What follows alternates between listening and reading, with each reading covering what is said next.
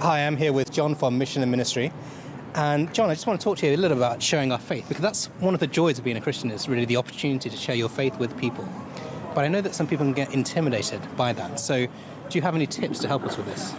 Yeah, I think if you've been a Christian for a while, then most of us know that we ought to share our faith with others. We know that Jesus says, go and make disciples. We've probably heard sermons and been encouraged to and stuff like that. And probably inside ourselves, we really want to tell other people about what's most important to us. But I think a lot of people do struggle, a lot of people do find this difficult.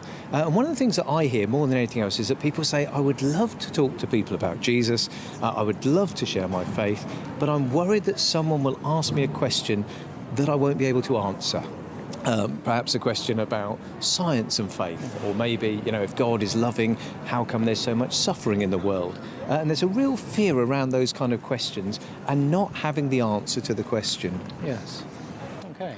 So in your experience, John, have you come up with any ideas of how we can overcome this? Yeah, strangely enough, I remember, must be about 30 years ago when I first became a Christian, standing in church one Sunday singing a hymn, and almost having like a little bit of an epiphany, because the hymn it's a really, really old hymn called I Cannot Tell. And the way this hymn works is that in the first part of the verse, in each of the verses, the hymn writer kind of just puts out there something that he doesn't understand about God. He says, I cannot tell why, and then he fills in the sentence. And he's totally honest about that. But in the second half of each verse, he says, but this I know, and then goes on to say something that he knows to be true from his own experience of God.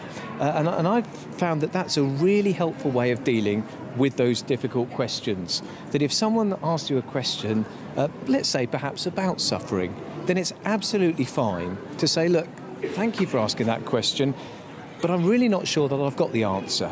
I struggle with that myself, but I'll tell you what I do know.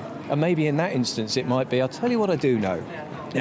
When I've been in those periods in my life, when things have been at their hardest and their most difficult, and perhaps I even thought I might not get through it, it's at those times that I've been most aware of the presence of God, and I've been glad that I've had Jesus with me in it rather than facing it alone. And so it's turning it around from what you don't know and being honest about it. So yeah, sure, it's a great question and I'm not sure that I know, but then giving it but this I know.